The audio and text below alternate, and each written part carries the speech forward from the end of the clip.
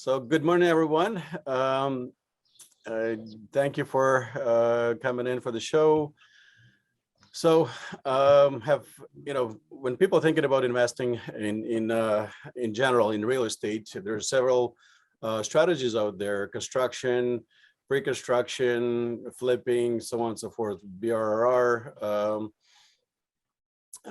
There's all kinds of different things. Now, we're going to discuss pre-construction investing today, and as a part of it, an assignment sale.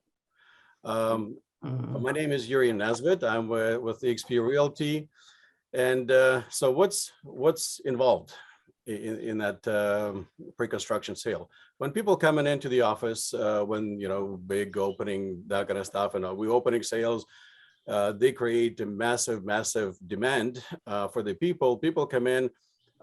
Catherine, you might remember when we came in or you came in and it was tons of people. So you come into the office, you have about half an hour given to you. You're signing papers blind, more or less. Oh, just sign here, sign here. You have 10 days to reconsider. And then you go home and you do what? Oh, what did I just do? Oh, you do nothing, right? You don't read, Yeah. you don't go into those, you don't read Papers, those no. clauses. Maybe you glance, but do you really know what you signed at that point? No, and we got a lot of calls then to clarify, like what side did you want and that kind of stuff, right? Yeah, I mean, you went through basics, right? Yeah. Yeah, you will. Here's going to be your closing date, tentatively. Yeah. That kind of stuff, and of course, in most cases, that date is pushed forward. Could be a month, could be 2, could be 3 years, could be that kind of stuff. Yeah. So what is an assignment sale? It's a merely tool inside of the pre-construction kind of investment strategy. So what do you need to pay attention to when you're doing a pre-construction sale? You buy a pre-construction purchase. You got to look at those things, like is there an assignment clause? In majority of the cases, there is. I wouldn't even buy something without an assignment clause, because life happens where you're signing something that you're going to have to commit to 3 years from now or 4 years from now, right? So the assignment clause is extremely important, and then you go dive deep into that. How much is an assignment fee? What are the assignment restrictions? Assignment fees could be anywhere between $0 to $20,000, depending on how badly they don't want you to assign, and who's actually doing the assignment. Can you invite your own realtor, or they will do it for you? Because that makes a difference. Another restriction could be that the assignment only can be done after the occupancy. That's kind of pertaining to the more condos than the houses. Only allowed to assign one time. I've seen that as well. So if you're an original buyer, you can assign it, but the next person, even if something happens, they cannot assign it to someone else. Then also, when you assign the deal, what's the transferability of the perks? The perks that given by the builder. For example, they cap development charges. So if it's working for the original buyer, but it may not work for the buyer, that's because it's going to be not null and void. So in your developer charges, capped at 5,000, all of a sudden you end up paying 10,000, 20,000. Who knows, right? Especially if it's going to be delayed. What about upgrades? Are you still entitled for the upgrades, or to do your upgrades or not, or are they actually going to you? Or sometimes they have bonuses like $5,000, $10,000 bonus or more, depending on the builder, right? How much of those bonuses are you getting? Are you getting those bonuses at all, right? So those kind of things you have to look into when buying the pre-construction condo or home or townhome. There's a couple of things also you have to pay attention to, like assignment closing date. What it means when you're doing, actually, I'm talking about an assignment.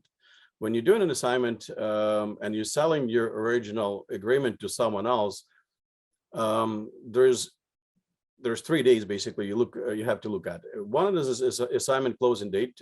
That means when you find the buyer, buyer gives you negotiate the price. Your lawyer looks at it, buyer's lawyer looks at it, seller's lawyer looks at it, and then the builder looks at it as well. Builder has to approve the new buyer. It doesn't matter, you can negotiate, you can agree on everything. If the builder doesn't like the buyer, the deal's off. So then the next one is an occupancy, where you get you literally can come in. In houses, it could be one and the same if they get the clear title. In condos, usually, could take 2, 3, 6 months, depending on how big the condo is, how, where the progress is, because they have to register the condo corporation. That may take a while, but that would be a final closing date when they actually, when you need to get your mortgage. Right? Ours was over 6 months. That could be. Yeah, December to May. Yeah, ours was mine like 3-4 months. The normal 3 month actually wasn't too bad. Mhm. And yeah, it really depends on the builder. It depends on a different circumstances, right? And so hypothetically speaking, when you got your pre-construction unit, and now you need to assign, how do you market that thing? The builder, well, normally it's not advertised on MLS. So how do you do it? Like we have, like we resorted to many different things. We do it through our social groups, their closed groups inside the company. Kind of realtor to realtor, those kind of things, right? So it's not an open market per se, but it's even harder for you as a seller to do that on your own, right? Even nowadays, because you technically you're not looking at the house. You can't touch it, you can't feel it. There's no emotions, right? You're just selling the papers. Here's the papers. Here's a couple of pictures. Here is the floor plan, and that's it. No emotions. There's no that beautiful chandelier, no beautiful finishes, no nothing, right? Now the biggest obstacle here when you're trying to sell the assignment sale or assignment unit, you have to ask for builder's permission. If you don't have the builder's permission, you cannot do that, period. So that's a kind of very, very, very important point. So what are the some of the pros and cons when we're talking about assignment sale? You don't need tons of money. You're not getting the mortgage. So for example, if you have a blemished credit or something like that, or you just started the job, or for any reason you cannot get the mortgage, but you have $100,000 or something like that, then you can enter into this market, because you only need anywhere between 5% to 20% to get this construction unit, this pre-construction unit. Well, hypothetically speaking, if you're the price is 500,000, you need basically anywhere from 25 to $100,000. I'm pretty sure some people can find that kind of money. And nobody's asking you whether it came from line of credit or your savings or something.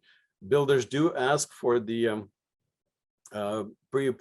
mortgage pre-approval. So if you're absolutely a no-no, then you may not even get that, right? But Like Is if that you have, just on assignment though, right? When you're selling an assignment? no, I'm talking about pre-construction, purchase, right? When you, like when you went to Vista, Nobody asked us about that. they still asked you for most likely they did ask for the approval letter, how you can afford it. It doesn't matter. It doesn't have to be a mortgage. If you have a line of credit with the $400,000 limit or something, or $500,000 limit, it might be satisfactory to the builder. Again, it's very individual. So don't throw stones at me, because depends on what the builder dictates. Some are okay with that. Some understand that in 3 years anything, or 4 years anything can change.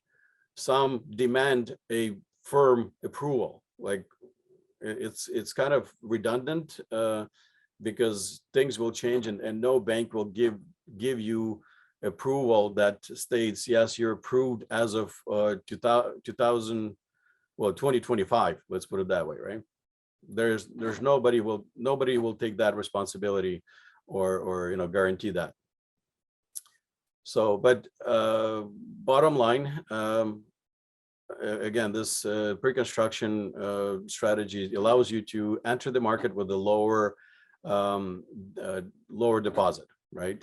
You can, no carry cost while the unit is building. All you have to care is how the market performs, basically, and see how much your equity growing during that time.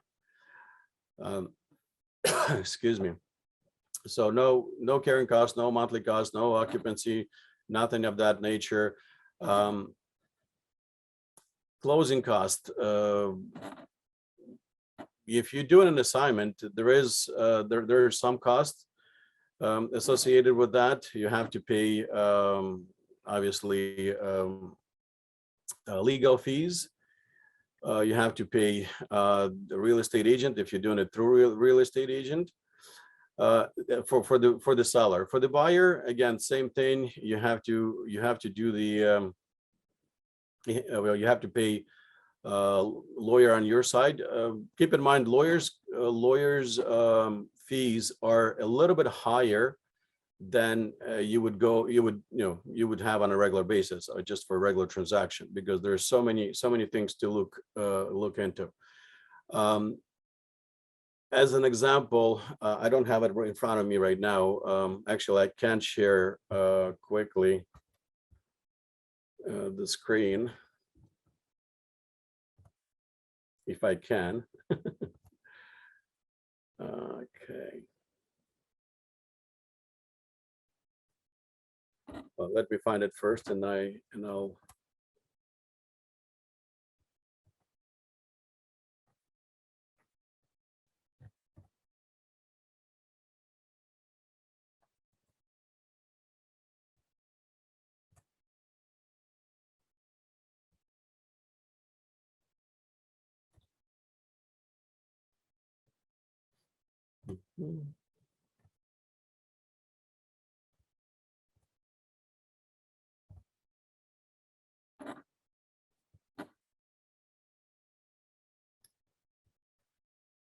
Okay, so here you are.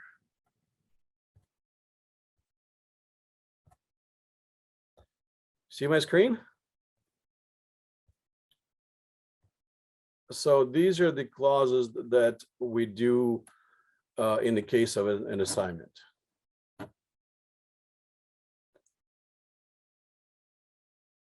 Not all of them apply to one deal, but you can see how intricate it can get, and the number of assignments, which is which is crazy. You can get into trouble if you miss something, as with everything else, right? So, okay, I'm gonna stop sharing.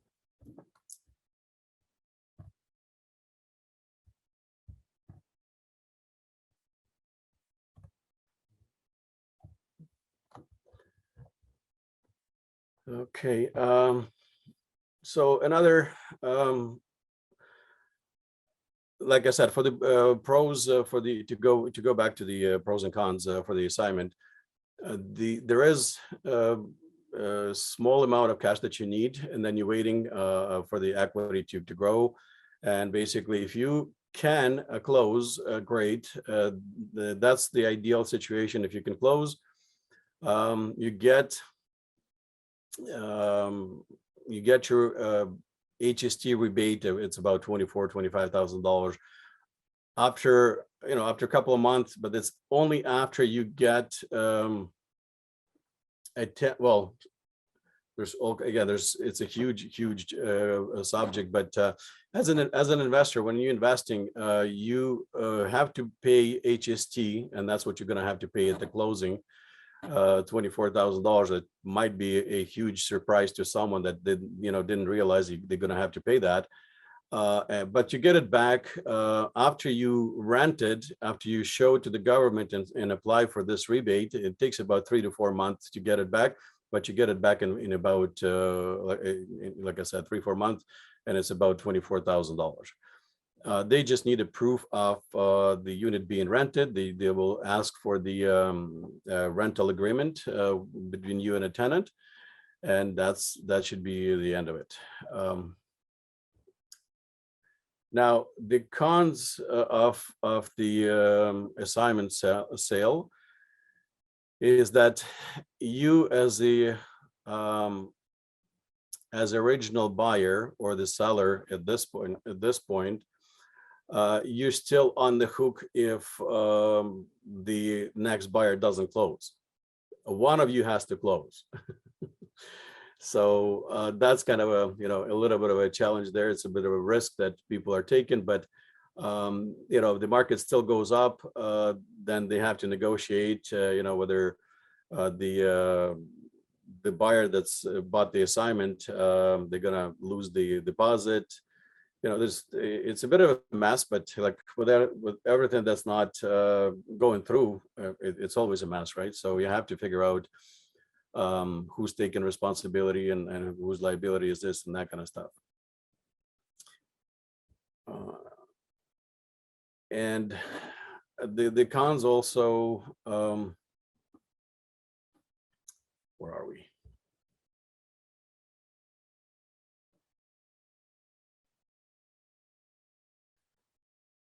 Yeah, the cons, obviously, you're paying a little bit more than the original price, but you're still getting a good deal because you're not going into bidding wars, and that's actually a good thing about the sale. You're not getting into bidding wars. That's the biggest thing that I think at this point, this is the most crucial thing, why people get into these assignment sales.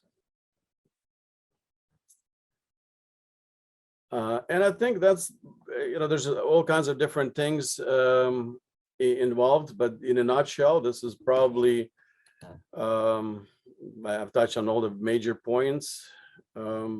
I can go over the closing cost as well. So people know what to anticipate. When you buy a pre-construction condo, or assignment, it's just one of the same at this point. When you're closing, you may get a big chunk of property taxes that you have to pay. It could be all the way up to 2 years, depending on situation. Hydro, water, gas installation charges that you can have that too. Could be $500, $700. Depending on the builder, on different things.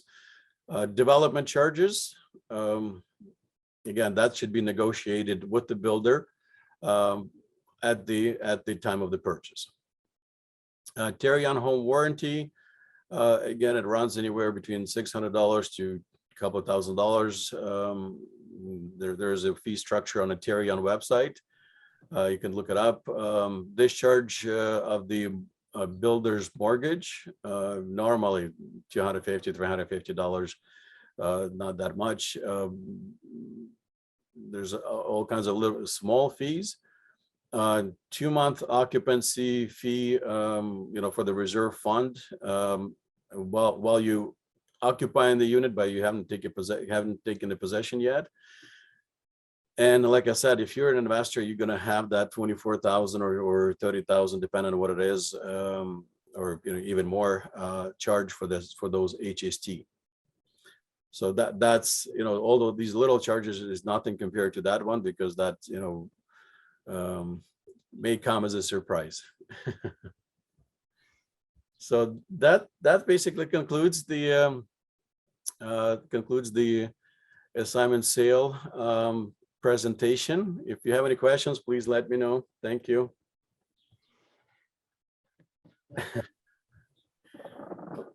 Give me a sec. Okay. Yeah, the things they charge you for that Terry on registration was like, what? I have to pay that much just to register my warranty? Like that. Well, like I said, those fees. are How come they can't put those fees into the mortgage itself? What's that? How come they can't put those fees into the mortgage itself?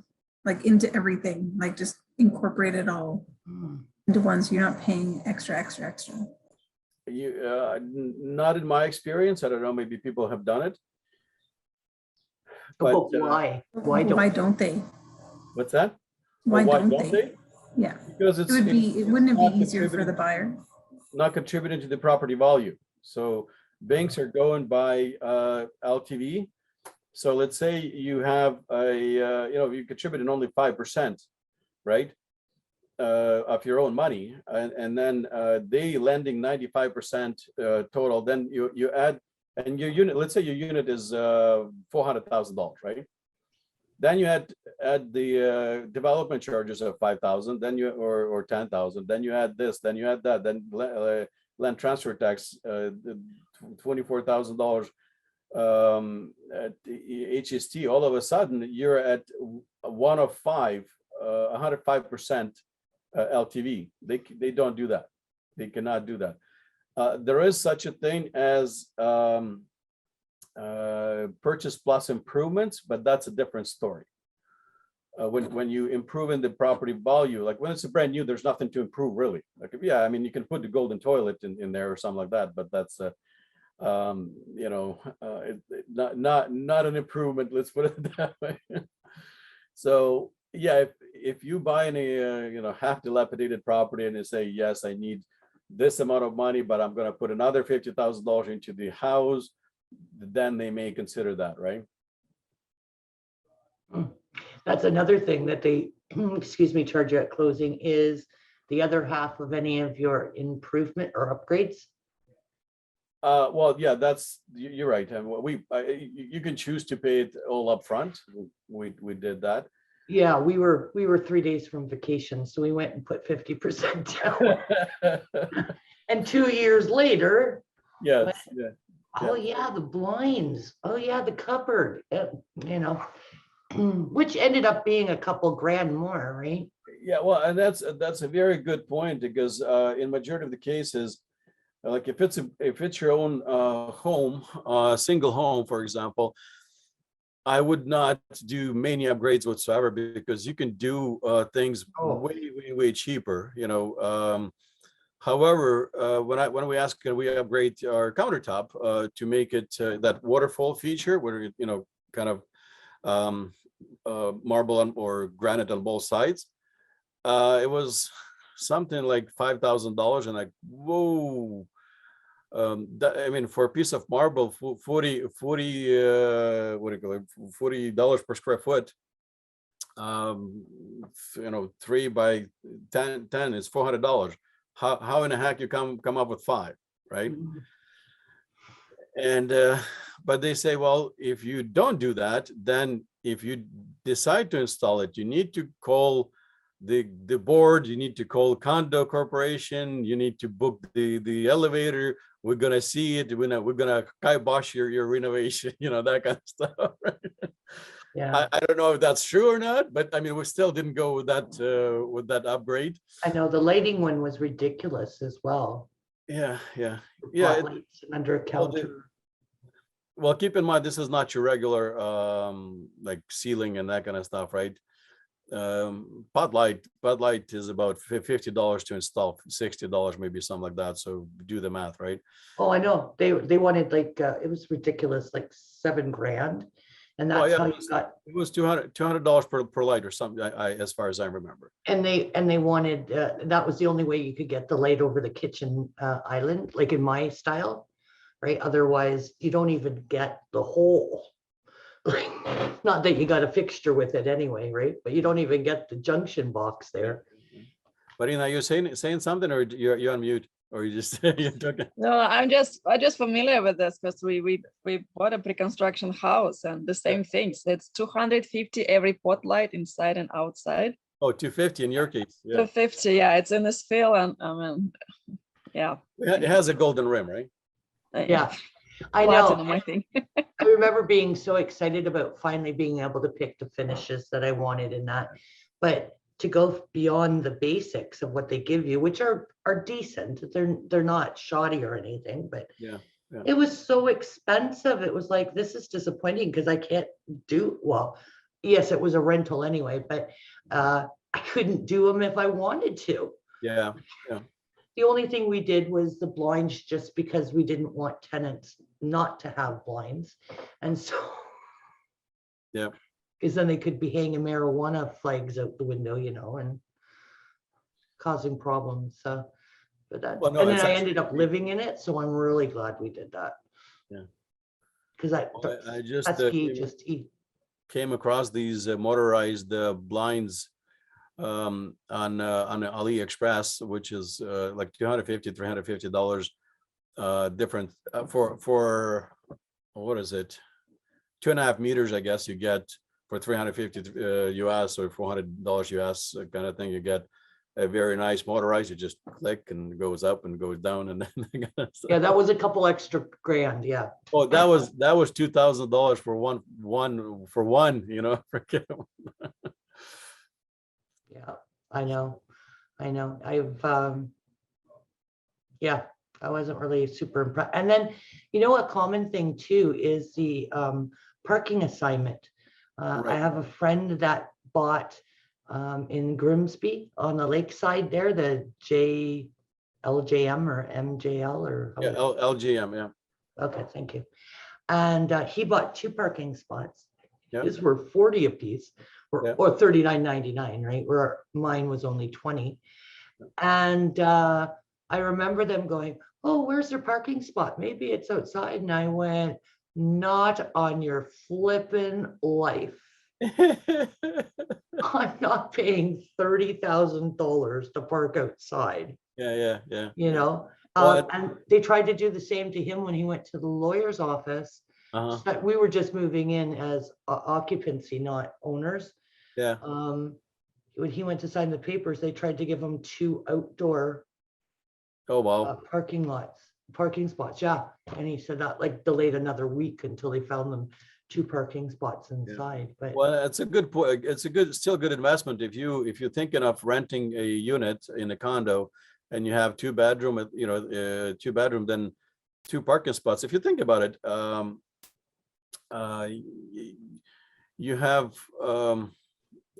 let's say it costs $30,000, right? You know how much you can rent it for.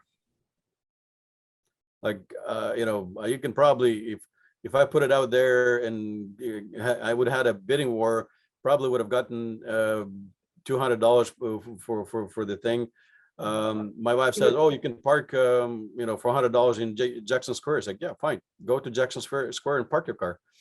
Good luck, I know. I mean, my husband was willing to start at 150, right? Yeah, and that's what I rented to my tenant at 150, but I'm pretty sure I could have rented if I wanted to. I could have rented it for someone to $200 a month. So that's $2,500 a year. At 10 years, that's $25,000. In 10 years, it's paid for. No maintenance, sweeping, I guess, nothing else, right? So and you get No your repairs. Yeah. no repairs, no nothing. So you get you pay for your 25 the initial investment, and it's free for the rest of your life, or you're collecting another $50,000 in the next 20 years. So Yeah, and that was a good thing that with you mentioning that to us, we know now that it will not be rented with the condo. Like they'll obviously get first dibs at it, but Yeah, yeah, that's, sometimes the it depends. I believe I haven't seen it myself, to be honest, but I've heard of it. So when it's a different structure, like a co-op perhaps, where the condo keeps the units, and if you sell the unit, they can reassign it to any they can reassign the parking to anybody else. Like they have a waiting list, like, well, I want one by elevator, and I'm over there now, so but I want close, so they can do some favors, I guess. I don't know how it works, but I've heard that's happening. well, even in our building, it's still, I mean, we're almost a year, right? In May, that we purchased. April and May were the purchase dates in our building. We had somebody come knock on my door because my husband had been using an outdoor spot that hadn't sold. And now that all the condos had sold, the owner showed up in the garage, and the person who'd been parking in the garage for the last how many months had to move their car outside, which was where my husband had been parking. But luckily we knew not the developers, but the builders. So they were kind of keeping Bill going, no, not 124, 128 now, letting my husband know where he. And I don't know if any other condos doing it. Well, I'm pretty sure they're doing it. There is in our condo was communication to the owners with the list of the parking spots and the corresponding units, so you can actually go back and forth and figure out. That's right. Because so the first thing I said to my husband, you only put your phone number in the window. If I'm in your spot, let me know. Yeah. But he reminded me that there's that board downstairs that you can look it up. And I pointed out as well that it would be nice to have a same thing for the lockers, because people occupying somebody else's lockers. We just got ours back after a year, Yeah, I know. It's crazy. But that tenant didn't want it, so we didn't care. But still, like, well, as soon as we told them, like, we're gonna take your stuff, move out within a month, it was gone. Yeah. Have you tried to rent that if the tenants don't want it? No, they I mean, obviously after they've been there for 6 months or 8 months or something like that, they're Yeah, I was gonna say. Everybody's hoarding, it's to a certain degree, right? So Yeah. but I mean, you have your kid's bike, you have something else, so it's you always have stuff, even like traveling suitcases. We have enough space in the basement or closets and that kind of stuff, where in an apartment it's not that much of a space, right? So I know my daughter and her boyfriend live in a condo down in the entertainment district in Toronto, and he's been in there, I guess, about 6 months, and finally in April they will get a locker. It wasn't just an automatic with the condo, right? I guess because you could purchase it or not when you purchase your condo. And I was like, wow. Normally it goes with it, but sometimes it's if you want a bigger one or something like that, or an extra one, you can definitely buy it. Yeah, because I guess that's my property tax, right? Well, it's our property tax, right? We're paying property tax on that stupid locker, our parking spot, which sounds stupid, but you are too, right, Marina? Like, you're paying property taxes on your driveway, So yeah, when how about we finally got our taxes in, by the way, we finally got our taxes in, and in February, for the end of February, and we've been in almost a year. So were they prorated, or like, do you have to pay for the past year? It's just the interim, like I don't know what the year is in the city. I'm assuming August. Is it June? I don't know, because we're paying half, right? And then they'll let us know what the second half is once they approve the budget. So right now we're rated at $2,800 for a 1-bedroom. So that's for those that are not from Hamilton. Our property taxes are a little bit higher. We're at the 1.2 kind of rate versus Toronto is 0.6. Mm. So we're quite well almost double of what are you guys paying. That's why again Toronto prices are high as high as they are, right? Because well, I mean, your mortgage substantially higher if you're buying nowadays. So it's kind of potato, but Yeah. But then again, Hamilton is a much better city than Toronto.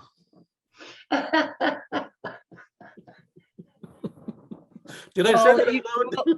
Well, Yuri, I checked some property taxes in Innisfil on the waterfront properties, and man, it's ridiculous. It's over 1,000 per month. But It's a luxury. Innisfil is what county? Is it Simcoe or? It's Yeah. Simcoe, yeah, Yeah, so that could be different from Toronto, right? Already. yeah. Yeah, well, in infrastructure and it's a small town with nothing in it, right? Well, and that's kind of surprising because the Hamilton's taxes, it's not for no reason, right? Not because we decided to hike the prices. We have Teresa or Catherine, correct me if I'm wrong. So we have at least accesses, the mountain accesses. We have 1, 2, 3, 4, 5, maybe 6. Yeah, And those are a continued maintenance like all the time, like the or they just closed Sydenham down for emergency. So that yeah. would be 7. I never even think of that as a 7, yes, mountain I didn't think access. of that one, yeah. Yeah, So yeah, and it's constantly some rocks falling and this and that and look at the expense along the 403. It's the exact same thing. well, and that plus the Red Hill plus Oh, right, yeah.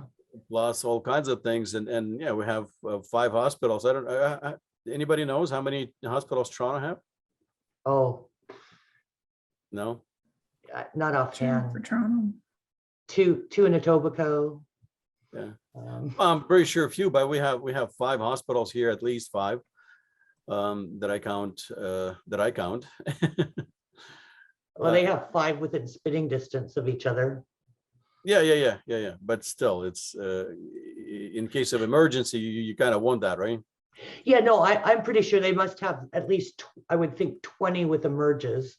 A few of them lost their emerge and went to ambulatory care, like our Yeah, St. Joe's East and the one in the west. Yeah. So like the Queensway. So that's Doctors. why we're a little bit higher in taxes, but Mm. we're also higher numbers of waterfalls, trails. And that's why Marina, you were saying that's like so picturesque on Lake Simcoe, like holy cow. Yeah, no, it's beautiful there too, but I in the morning right now there's no leaves. I look on on the not the ocean. It would have been nice the ocean, but the lake. Big to us. Yeah, to us it's a one comment I got at some point says you guys not afraid of tsunami? It's like not really. Have to be a pretty mighty earthquake. Yeah, no kidding. Well, we're sitting probably good 50 meters above the lower city, right? Oh, yeah, that's right. Yeah, I'm gone first. That's right. Never mind. Well, you're sitting right now in about 15, 20 meters, right? Oh, yeah, that's true. I'm on the plateau. Yeah, you're on a plateau as well. Sorry But for your luck, Teresa. that's why we Yeah, I was chose gonna say, that I'm right one. on the edge. What's that? But I'm right on the edge. Yeah, you and guys Victoria, are you know. in the building, Grimsby. right? If tsunami happens on Lake Ontario, Yeah. usually. A big earthquake on the escarpment, yeah. Yeah. Well, I mean, if you have any other questions, please, ask. If not, then we can wrap it up.